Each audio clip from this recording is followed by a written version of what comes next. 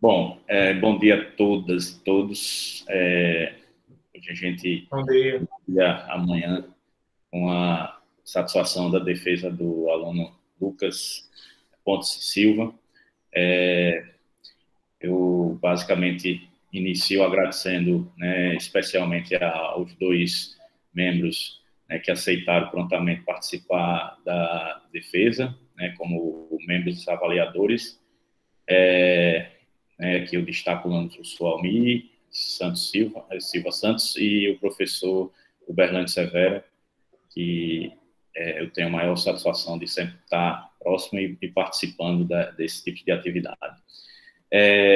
Eu vejo que tem pessoas aqui, né, que não fazem parte comumente de defesa, provavelmente, então eu vou rapidamente passar aqui para ficar registrada a ritualística, né, de como seria, de como é, na verdade, uma defesa pública, mesmo nessa situação específica e especial, né, que é a situação de pandemia, em que a gente, né, faz tudo meio que isoladamente, em cada canto. Bom, a ritualística se dá basicamente pelo seguinte roteiro, né? O professor Lucas, né, que é o discente, terá mais ou menos 50 minutos para fazer uma apresentação, uma síntese do seu trabalho, que seu trabalho, né, foi desenvolvido e representa.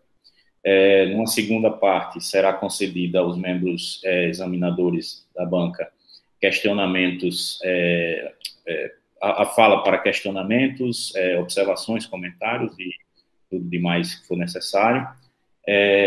Findada a parte da arguição, né, por parte da banca, a gente concede, franqueia a palavra aos presentes, né, em situação de manifestação. E terminada essa fase de manifestação, uma quarta etapa se faz necessário, que é uma reunião à parte, em outro aplicativo, para ninguém precisar sair daqui, dos membros da banca.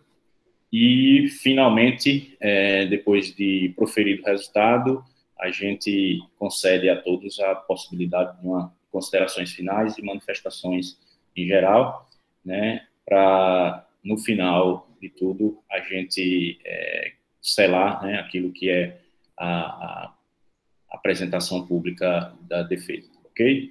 Então, Lucas, eu peço que você projete aí a sua apresentação e, à medida que você já estiver pronto aí, pode dar início a ela, ok?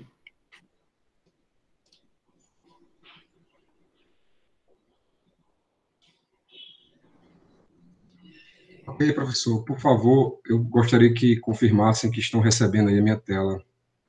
Eu Sim. vou agora. Perfeito, né? Estou vendo. Pelo menos aqui tá. Vou colocar aqui em modo de tela cheia. Isso. Então, bom dia a todos. Então, meu nome é Lucas, né? Vou hoje apresentar para vocês aqui a dissertação, né, de mestrado, né, que nós trabalhamos aí no curso aí do Profmat, né, o mestrado profissional em matemática. Gostaria de primeiramente agradecer, né, a todos os presentes, em especial aí os membros da banca, né, por essa oportunidade de estar apresentando para vocês esse trabalho, tá? Nesse trabalho, nós vamos apresentar aqui uma síntese, né, da nosso estudo, que foi o estudo das funções convexas, né, e das transformadas de Legendre e Fenton, tá? Então, esse trabalho faz parte de um ramo maior, aí, de um estudo maior, que é a análise convexa, né? E assim, qual é a motivação por trás disso? Né? A análise convexa, né, estuda, de uma forma geral, né, conjuntos convexos, né, as funções convexas, propriedades, né, e tem aplicações diversas, né, não só na matemática, mas também aplicações fora da matemática, na parte de mecânica clássica, na parte de economia, na teoria de otimização, pontos críticos, né? Então, ela é muito utilizada em outras áreas, né?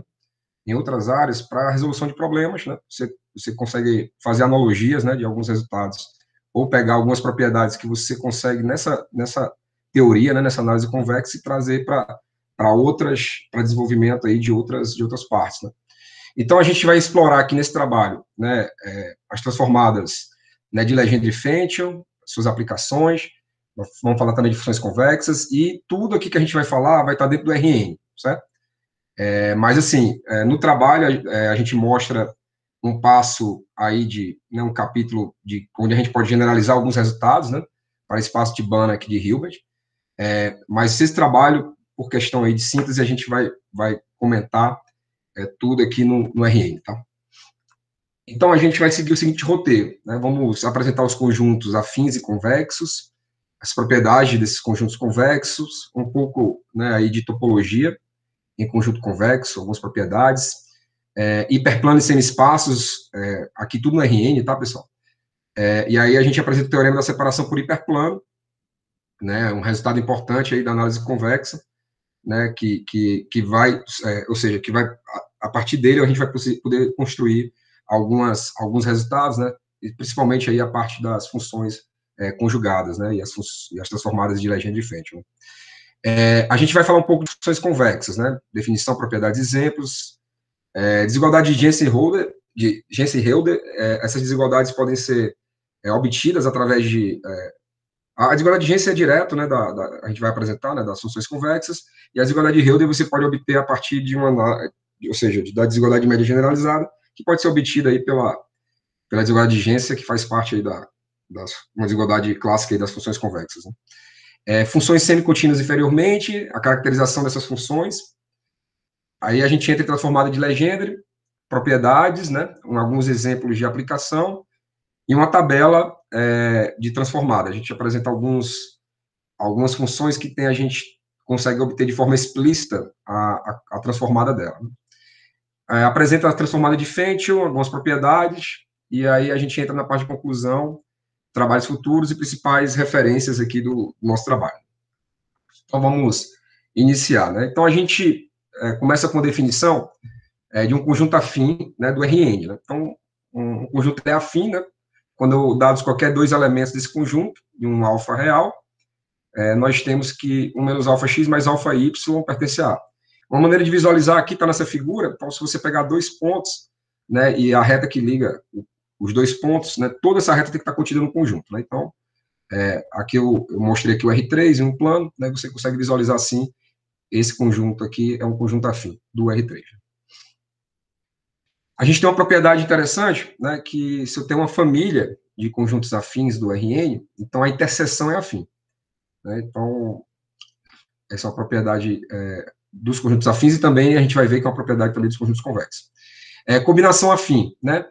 Então, se eu tenho um subconjunto qualquer, né, do RN, nós dizemos que uma combinação afim de elementos desse conjunto é a soma finita, né, de alfa j, xj, onde alfa j pertence aos reais, com a soma de alfa j igual a 1 e xj no conjunto, né? Então, toda combinação afim de elementos de A pode ser escrita dessa forma. E a partir da combinação afim, a gente define a envoltória afim, né? A envoltória afim é denotado por, né, conjunto afim de A, né? Ele é a interseção de todos os conjuntos afins que contém A, né? Então, a gente consegue ter uma fórmula fechada para a envoltória afim, né, que ela diz o seguinte: o conjunto da envoltória afim é exatamente o conjunto das combinações afins dos elementos de A, né? Então, isso aqui pode ser demonstrado, né? E aí, mas a definição dela é exatamente, ela é o menor conjunto afim que contém o conjunto A, né? Então, pega um conjunto A qualquer, um menor afim que contém A é a envoltória afim, e ela pode ser representada de uma fórmula interessante aqui, que é com relação às combinações afim.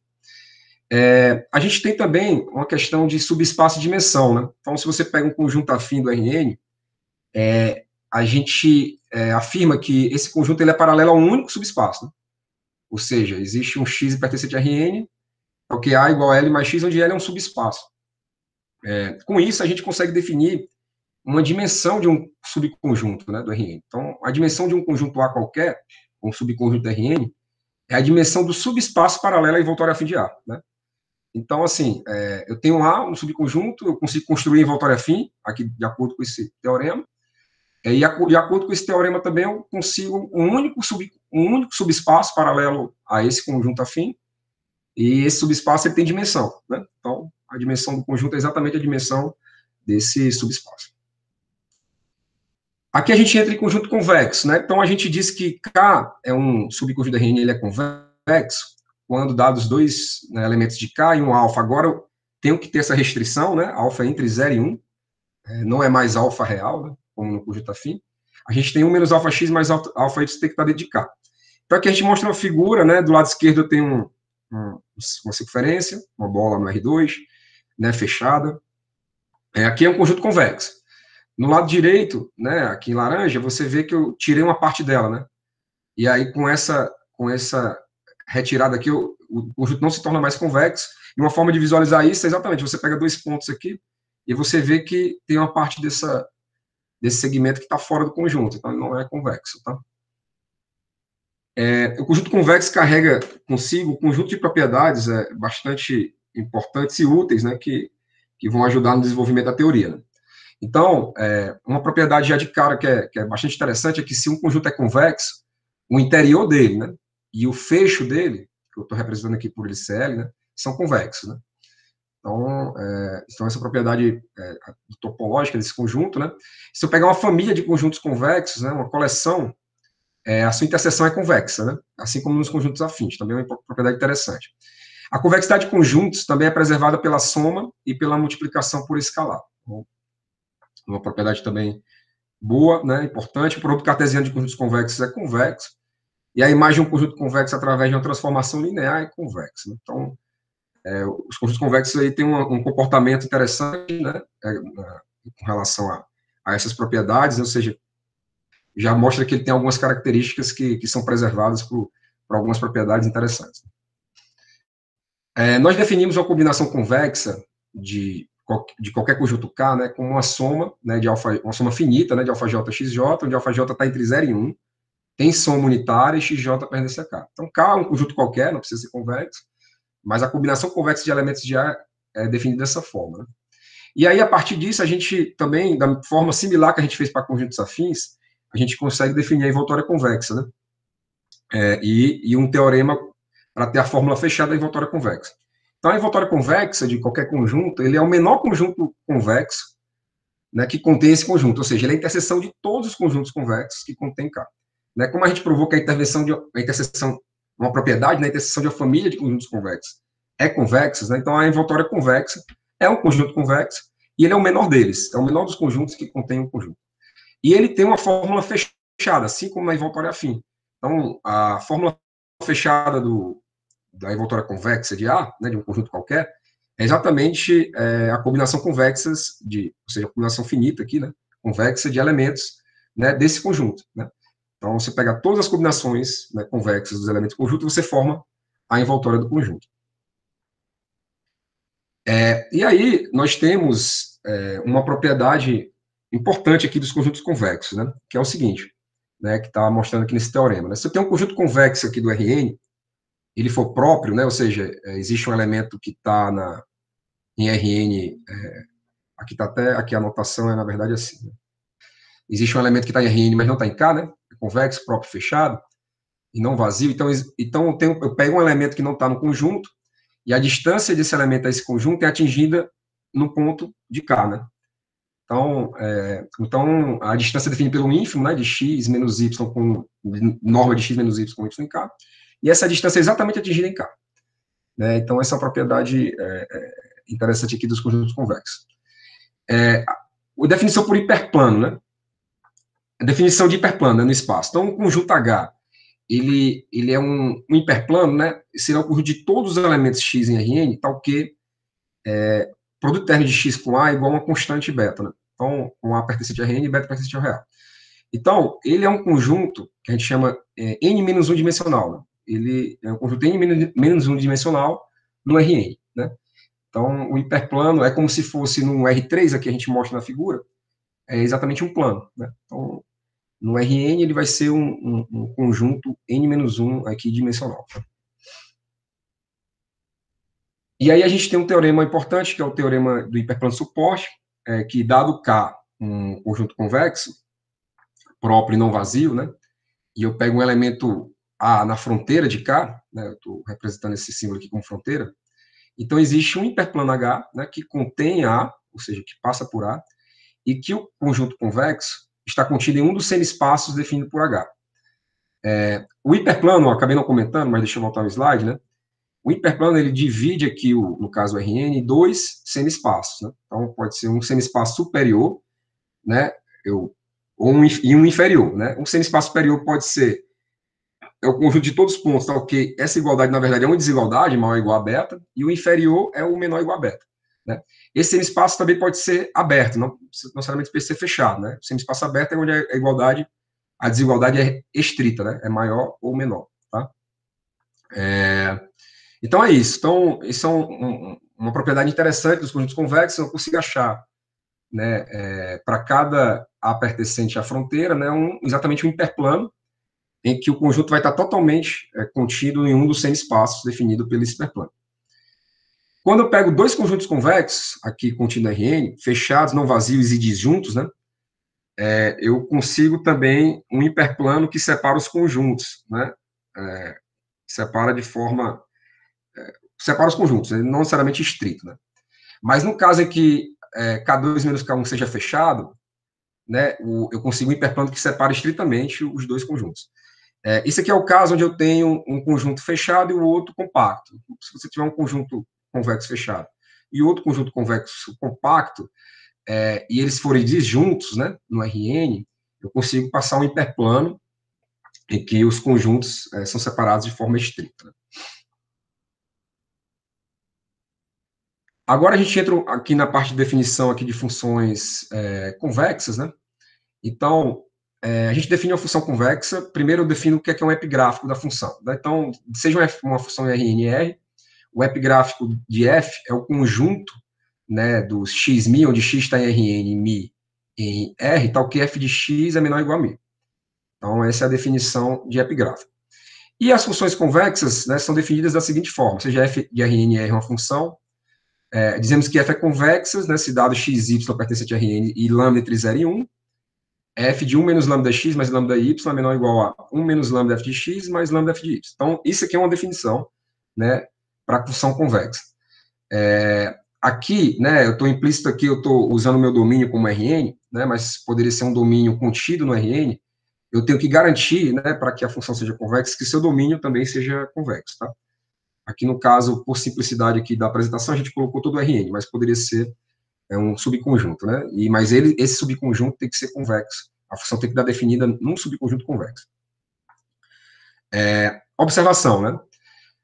A gente tem que essa definição ela é equivalente, né, à definição, né, de que uma função é convexa se somente se o epigráfico for um conjunto convexo, né? Então, a gente pode definir uma função convexa através do epigráfico. Alguns autores eles definem dessa forma, né? E você chega exatamente nessa mesma resultado aqui, nessa mesma inequação para as funções, tá? Então, isso eu acho que é uma propriedade, uma observação importante aí. Como é que a gente caracteriza uma função convexa, né? Então, existem algumas propriedades importantes, né, de funções convexas, mas a gente consegue caracterizar ela, né, no Rn, né, se eu definir ela num subconjunto Rn, for um subconjunto convexo não vazio, eu digo que ela é convexa, né, se somente se a restrição dessa função a qualquer segmento contido em x, né, for convexo, né? Ou seja, se eu pegar uma função g, né, de 0, 1 em R, tal que g de alfa é definido dessa forma, né, f de 1 menos alfa x mais alfa y, com x, y pertencente a x, né, como eu tenho dois elementos de x, né, e o subconjunto é convexo, então esse segmento está dentro do conjunto, né, então está bem definido aqui a g, né. Se você pegar a g de alfa dessa forma, f é convexa se somente se g, aqui é a função agora real, né, é convexa, né. Adicionalmente, né, as seguintes afirmações são equivalentes, né? Então, f é uma função convexa, aqui eu estou trabalhando no Rn, tá? Para todos os x, y pertencente a x, a gente tem f de x maior ou igual a f de y, mais o produto interno do gradiente de f de y, x menos y. Né? E se f for uma função de classe C2, né, a matriz hessiana dela é positiva semi-definida, né? Então, todas essas três afirmações são equivalentes, né? E o que quer dizer uma matriz ser positiva sendo definida? Quer dizer que para qualquer y pertencente a Rn, aqui eu estou representando como um vetor coluna, né? O y é um vetor n por 1, né? Uma coluna. A gente tem y transposto a matriz H, que é uma matriz n por n, y maior ou igual a zero. Então, isso quer dizer que a matriz é positiva semi-definida. Então, se a matriz hessiana, se f for de classe C3 e se a matriz hessiana for positiva semi-definida, a f também é convexa. Isso é uma caracterização de uma função convexa. A gente tem algumas propriedades também importantes aqui de funções convexas, né? Por exemplo, se eu pegar duas funções convexas e somar, ela também vai dar uma função convexa, né? Se eu pegar uma função convexa e multiplicar por um escalar positivo, também vai dar uma função convexa. Se a gente fizer uma composição, se eu pegar uma função real convexa, né, que ela é não decrescente, tá? Isso aqui é importante para poder você caracterizar, né, essa composição, né? Então, quando você pega a composição de uma função real convexa não decrescente com uma função convexa do RNR, também dá uma função convexa, né? E o supremo, isso aqui vai ser importante depois para a gente até definir as funções conjugadas, né? O supremo de uma família de funções convexas é convexo, né? Então, você pega ponto a ponto uma família de função convexa, né, e você define o f de x como supremo, né, ponto a ponto ali de uma família de funções convexas. Então, essa função que é resultado disso, ela também é uma função convexa. Aqui a gente mostra alguns exemplos, né, de função convexa, né? Aqui, por exemplo, no real, a gente tem um E elevado a alfa x, né, onde alfa pertence a real é constante, isso aqui é uma função convexa, né? Se você pegar um P de R, aqui eu já usei aqui a notação da extensão do real, né? Que você pode estender também, né? Se você pegar uma função convexa definida num domínio contido no Rn, né? Pode ser um conjunto aberto, né? Eu posso definir uma extensão dessa função e também transformar em convexa em todo Rn, fazendo que a função seja igual a ela no domínio, né? E seja mais infinito, né, em todo Rn. Dessa forma, eu consigo estender a função, ela continua convexa e está estendida em todo Rn. Né? Nesse caso aqui, eu peguei um polinômio, onde eu tenho os termos maiores ou iguais a zero, né, e ele é dessa forma para x maior ou igual a zero, né, se x for maior ou igual a zero, ou seja, dentro de x maior ou igual a zero, o somatório, é um polinômio, né, de AJ, XJ, e ele é infinito caso ao contrário. Né? Essa função aqui, ela gosta da propriedade também da convexidade. Se eu pegar uma função também na reta real estendida, f de x menos, definir, por exemplo, menos alfa log de x, x é igual a zero, e infinito, caso contrário, também vai gozar aqui de convexidade. E no Rn, né, a gente tem uma função aqui, né, definida dessa forma, né, alfa x igual a qx, onde q é uma matriz quadrada n por n simétrica positiva semi-definida, né? Essa função também é uma função convexa, né? Então, aqui são alguns exemplos, né, de funções convexas que a gente pode encontrar aí, né, durante os nossos estudos, né? E a gente tem uma desigualdade interessante das funções convexas, que é a desigualdade de Jensen, né? Então, se eu pegar uma função do RNR, né, f é convexa, então isso aqui também é uma caracterização, né? F é convexa se somente se a combinação convexas, f da combinação convexa de qualquer elementos, né, do conjunto, ele é menor ou igual, né, à combinação das funções, né? Ou seja, se eu pegar θ1, θ2, θk, com cada θi desse entre 0 e 1, né, e a soma dele unitária, né, e pegar o f de somatório θi vi, né, vai ser menor ou igual a θi, somatório θi, f de vi. Isso aqui a gente consegue ver, né? A gente construiu uma função convexa aqui no R3. Isso aqui é um paraboloide, né? Se você traçar um plano cortando esse paraboloide, você vê que vou ter aqui uma elipse, né? E você aqui, né? Aqui não consigo girar essa figura, mas você observa que a função ela fica por baixo, né? Ou seja, quando eu pegar a combinação convexa dos elementos, né? Das funções dos f aplicado a cada um dos pontos, né? Ele vai estar aqui exatamente aqui por cima, né? Só que o f aplicado nele vai estar por baixo. Então, essa é uma forma de visualizar, né? Apenas, mas isso aqui é válido, né? Para qualquer função convexa, você tem essa desigualdade. Agora a gente define, né? O que são funções, né, semicontínuas inferiormente, né? Então, uma função do RNR dita semicontínua inferiormente, né? Em um determinado ponto x, né, se dado um lambda pertencente ao reais, né, tal que lambda é menor que f de x, né, existe um epsilon maior que zero, tal que lambda é menor que f de y para todo y na bola, centrada em x, né, com raio epsilon. Ou seja, a função é contínua em semi-contínua inferiormente num ponto, né, se dado um lambda menor que f desse ponto, eu consigo uma vizinhança desse ponto, né, tal que esse lambda vai ser menor que f de y, para todo y nessa vizinhança. Né? E aí a gente tem uma propriedade, né, dessas funções SCI, né. Aqui eu já, definindo ela aqui na reta estendida, né, eu digo que f é SCI, né, num ponto x, né, se para todas as sequências de pontos xm de x, que converge para x, né, e que o limite do f de xk existe, a gente tem que o f de x é menor ou igual ao limite, né, de f de xk. Né? Uma outra forma de enxergar isso, né, é enxergar como f de x como limite, né, do epsilon tendendo a zero, do ínfimo dos f de y, tal que y está na bola, né, aberta aqui de centro x. Né?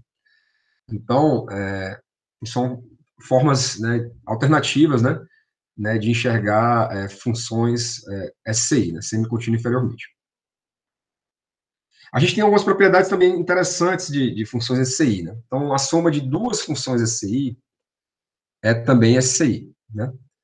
O produto, né, de uma função SCI por uma constante positiva também vai ser SCI. E se eu tiver uma família, né, F lambda, né, uma família de funções SCI, né, o supremo, né, dessa família, né, de funções SCI, né, vai dar uma função, e essa função também ela é SCI. Tá? E aqui a gente tem um teorema em que a gente tem algumas equivalências, né, entre afirmações, né, é uma propriedade das funções SCI. Né?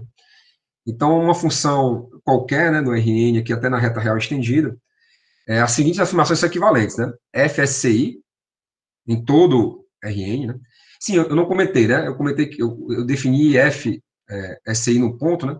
Mas eu digo que F é SCI, né? Se ele for SCI em todo o domínio, né? No caso do domínio for Rn, F é SCI em Rn, se ele for SCI em todo... F é SCI se ele for SCI em todo o domínio. Então, aqui, F é SCI em Rn, né? Isso significa, isso é equivalente, né, ao conjunto de nível, né, que eu defino aqui como L, né, dos pontos x em Rn, então que f de x é menor ou igual a alfa for fechado em Rn. E também isso é equivalente ao conjunto do epigráfico de f ser fechado em Rn mais 1. Então, essas três afirmações aqui, elas são equivalentes, tá? Para funções aqui SCI, né? E aí a gente tem, né, um conceito aqui de fecho de função, né? Então, a gente disse que uma função f ela é fechada, né, quando o seu epigráfico for fechado. Então, assim, a gente gera, né, nesse caso, né, é importante a gente ter esse conceito, porque muitas vezes a gente está numa situação em que a função não é fechada, né? Mas a gente pode construir, né, uma função fechada, né? A gente pode fechar ela, na verdade, né? A gente pode construir uma função que é o fecho dessa função e trabalhar nela, né? Ou seja, a gente pode ter alguns pontos de descontinuidade na fronteira lá do epigráfico, né?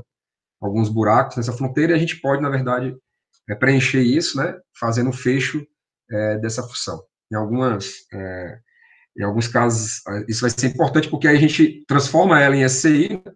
E aí, a partir daí, a gente consegue trabalhar com ela numa situação mais bem comportada, né? A gente tem esse teorema, que caracteriza aqui também funções convexas e SCI, né, que é um teorema importante. Né?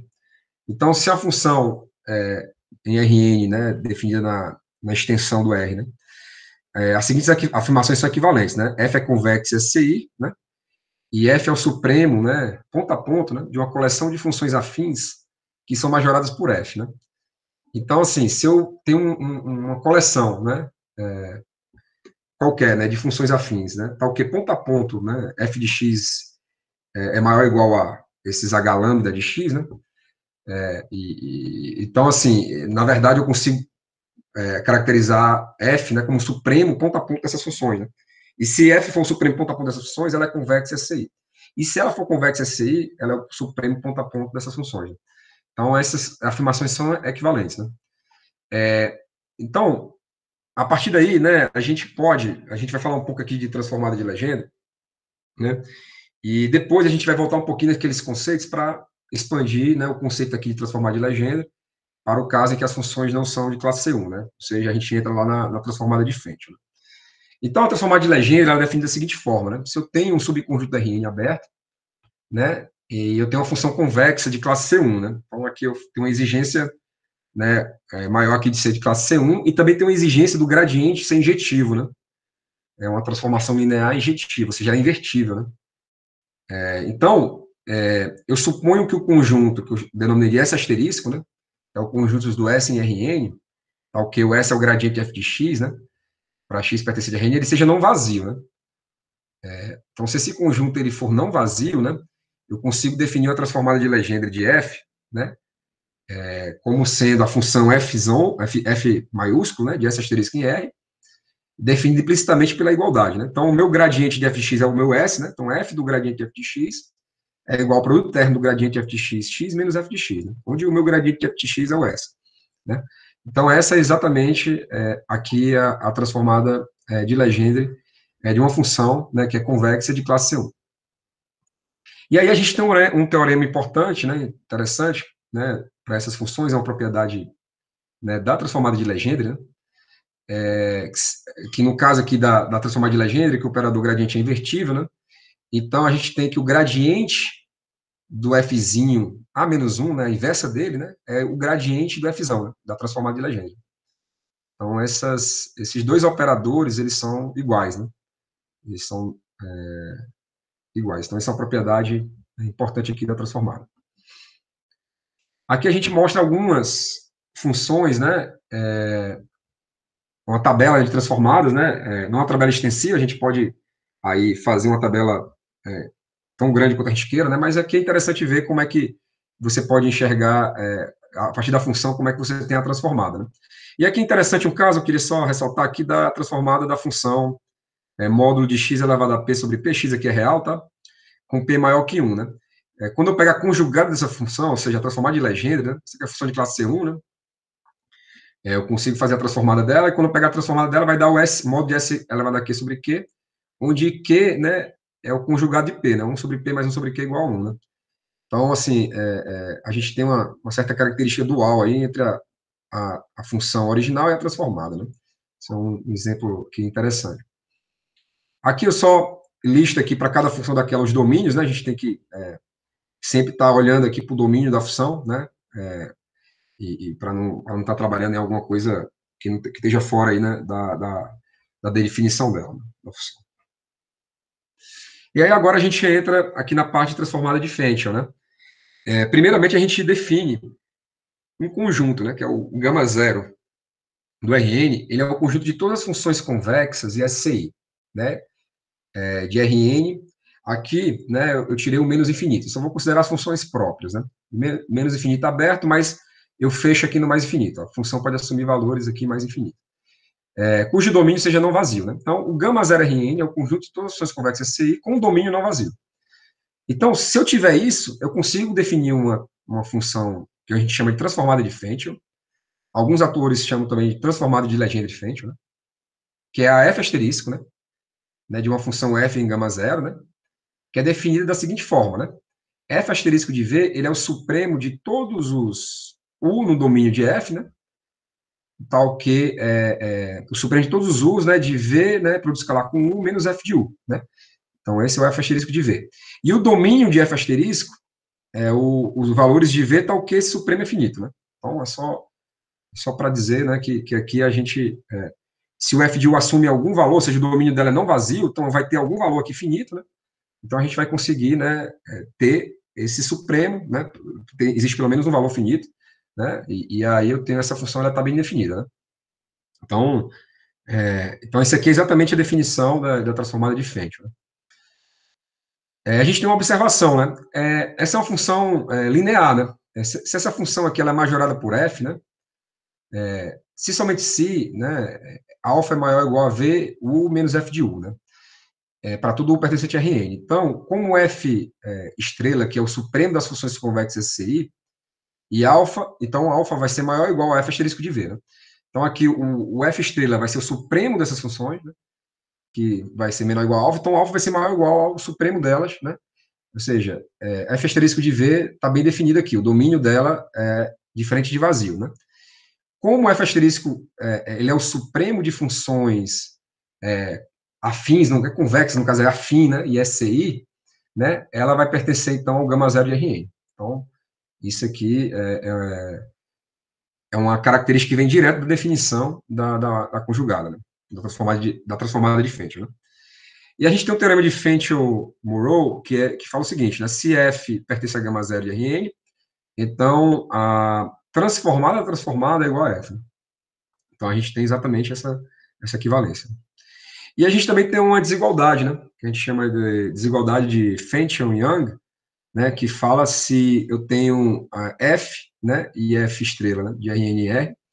Então, para todos U e V, né, F de U mais F estrela de V é maior ou igual a o produto terno entre U e V, né?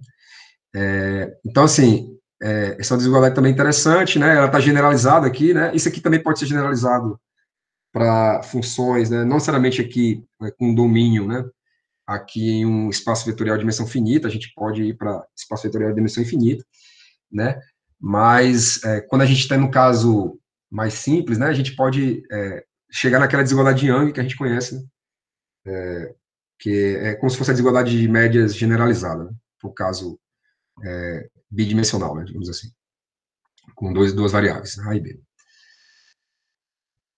Aqui a gente tem mais algumas definições, né? Então, a gente tem um conjunto, um ponto 1 do Rn, né? E a gente define um conjunto, né? Que a gente chama de subdiferencial, né? Quem é esse conjunto subdiferencial, né? O subdiferencial de f de u, né? Ele é o conjunto de todos os v's pertencentes a Rn, tal que f de w é maior ou igual a f de u mais v, produto interno com w menos 1, para todo w em Rn. Então, se eu tiver para todo w em Rn, né, essa desigualdade, né? A gente diz que V pertence ao subdiferencial de U, né? E a gente diz que F é subdiferenciável quando esse conjunto é não vazio, né? Existe pelo menos um elemento V, tal que essa desigualdade é satisfeita para todo W pertencente a Rn. E aí a gente diz que F ela é subdiferenciável. Aí aqui a gente tem algumas propriedades, né, das funções subdiferenciáveis, né? Então, F é subdiferenciável em U, né, se existe uma função afim, H, tal que H de U é igual a F de U, e f de v é maior ou igual a h de v para todo v pertencente a Rn, né? Aqui vem direto aqui da definição, né? Então, a gente consegue, a partir da definição, né, extrair essa propriedade, né, e aí a gente consegue dizer que o conjunto, né, que é o conjunto subdiferencial, ele é não vazio, né, se satisfaz essa propriedade aqui. Se U pertence a Rn, e eu tenho que um ínfimo, né, de f de x com x pertence a Rn é igual a f de U, né? Ou seja, se eu atinjo, né, se o ínfimo dessas funções, não necessariamente o ínfimo vai ser atingido, né? Ele pode existir, mas ele não necessariamente é atingido. Mas se ele é atingido em um f de U, né, a gente diz que o zero pertence ao subdiferencial de U. Então, isso aqui também é uma propriedade que a gente consegue extrair diretamente aqui da definição, né? Aqui também é uma propriedade interessante de subdiferencial, né? É que se eu tenho dois elementos, né? Se eu tenho V1 pertencente ao subdiferencial de f de U1, né? E V2 pertence ao subdiferencial de f de U2, né? Então, a gente consegue extrair que V2 menos V1, né, produto interno com 2 menos 1, é maior ou igual a zero, né? Aqui eu estou falando, bem, a gente está falando de conjuntos, né, de elementos aqui no Rn, não tem como comparar, né?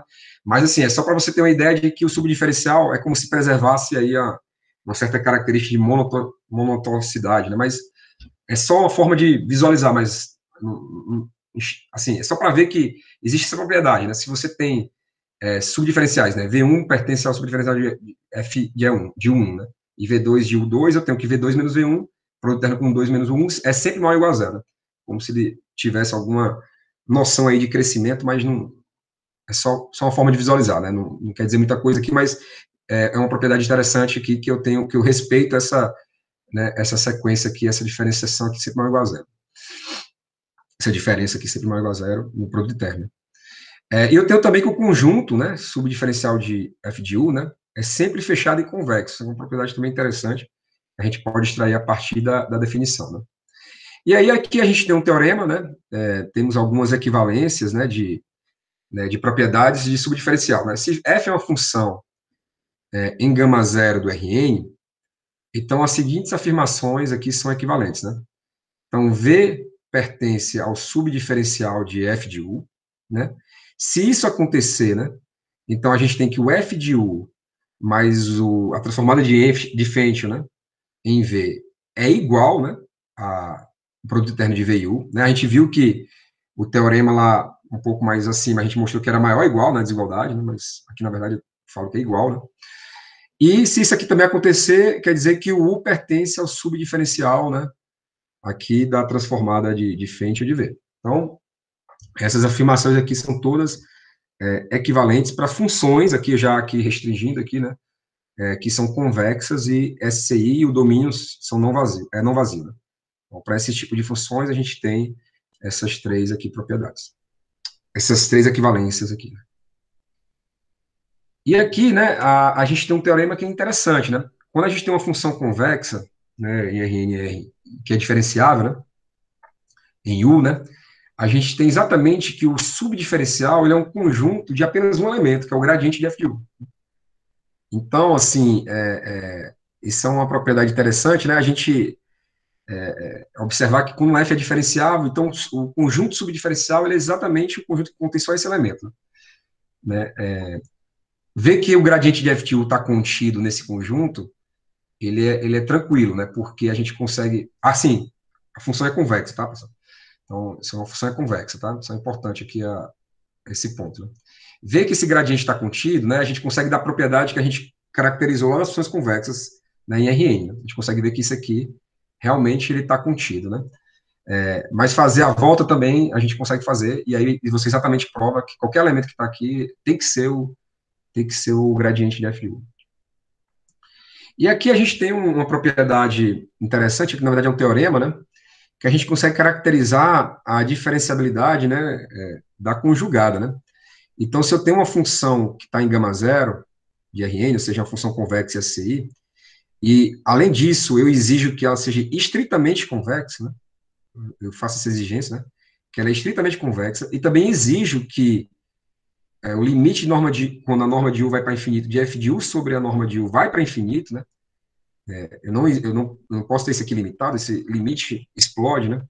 Eu tenho que a conjugada, né, de f, que está bem definida, né? Como a gente mostrou mais acima, ela é de classe C1, né? Então, ela pertence ao conjunto C1 RNR. Então, isso também, né, é uma caracterização interessante aqui, né, quando eu tenho essas restrições para f, a gente consegue garantir, né, que a função conjugada é C1. Veja que a f aqui não estou exigindo que ela seja de classe C1, né, estou exigindo que ela seja convexa CI, e estritamente convexa, na verdade, né, e que tenha essa propriedade. Aí a conjugada dela vira uma função de classe C1. Então, assim, pessoal, então esse foi basicamente assim, os principais pontos aqui do nosso trabalho, né? A gente explorou aqui os fundamentos, né, da análise convexa em dimensão finita. A gente também apresentou algumas definições, propriedades das transformadas aqui de Legendre e Fenchel, né? A gente dedicou um capítulo lá no trabalho para trabalhar aqui algumas propriedades de conjuntos convexos, né, em espaços vetoriais de dimensão infinita. Lá tem um equivalente, né, do teorema da separação, né, para espaço vetorial de dimensão infinita. A gente também consegue, né, em espaço vetorial de dimensão infinita, se você tiver um conjunto fechado, um outro compacto, né, subconjuntos, né, você consegue uma função, né, chama de hiperplano, né, mas é exatamente uma função afim que separa, né, esses conjuntos, né, o hiperplano que separa os conjuntos. Né, estritamente, né, separação estrita. Né. E aí a gente enxerga aqui que futuros trabalhos, né, no tema, né, envolve o uso de estudos de problemas, né, com equações diferenciais, né, sistemas hamiltonianos. Ou seja, a gente, muito do estudo aqui da parte da análise convexa, né, a gente pode usar como ferramenta, né, para estudar outros problemas, né, dentro da matemática, se valendo aqui desses teoremas, de algumas analogias, né, e de alguns teoremas que a gente utilizou aqui na parte da análise convexa. Né. Aqui as principais referências, né, do nosso trabalho, né, foram essas, né, a gente utilizou aqui o livro do Malin, né, que fala de pontos críticos, né, e sistemas hamiltonianos, né, esse aqui é um clássico da análise convexa, o Rockefeller, né, Convex Analysis, é um clássico, e tem um do Marsden também, que eu utilizei bastante, principalmente no capítulo em que a gente explora um pouco de topologia de conjuntos de dimensão infinita, né, tem bastante coisa aqui interessante dentro do Masden, a gente utilizou também para esse trabalho. Né? E aí eu queria deixar uma frase aqui no final, né? Uma frase atribuída aí a Stefan Banach, né? Que ele fala o seguinte, né? Um matemático é uma pessoa que pode, né? Eu vou, assim, traduzir de uma forma livre aqui, né? Mas eu acho que vocês conseguem entender aí como está em inglês, né? Mas vou fazer a tradução de uma forma livre aqui, tá? Sem muita coisa, vamos dizer assim, relacionada. Assim, vamos lá. Um matemático é uma pessoa que pode achar analogias entre teoremas, né? Um matemático melhor ainda, né? É aquele que consegue enxergar analogias entre provas e o melhor matemático de todos, né? É que consegue, né, observar, né? Analogias entre teorias, né? O cara que é o suprassumo, né? O último, o melhor matemático que pode existir, né? É aquele que consegue enxergar, né? Analogias entre analogias, né? Então, é exatamente isso, né? O nosso trabalho, né? Consiste a gente sempre estar, né? Tentando, né? Na nossa investigação, né? Achar, né? Vamos dizer assim, analogias, né? Onde a gente está estudando um determinado campo da matemática, a gente tentar ver em outro local, né? Como é que a gente pode fazer uma analogia e, a partir disso, tentar construir uma solução, né, de uma coisa que já é conhecida, digamos assim, né, e bem estudada, a gente consegue, talvez, expandir para outras coisas que ainda estão para serem descobertas, né. Então, eu acredito muito nessa questão da construção, assim, da teoria por conta disso, né, e eu acho que o Stefan Banach foi bem feliz aí nessa frase, né, eu acho que descreve bastante o trabalho aí dos matemáticos, tá bom? Então, era isso, pessoal. Gostaria de agradecer a todos aí, estou à disposição aí para qualquer dúvida, tá? Estou aberto aí para perguntas. Vou tirar aqui a minha tela, tá? Só um segundo. Pode deixar, se for o caso lá. Não sei.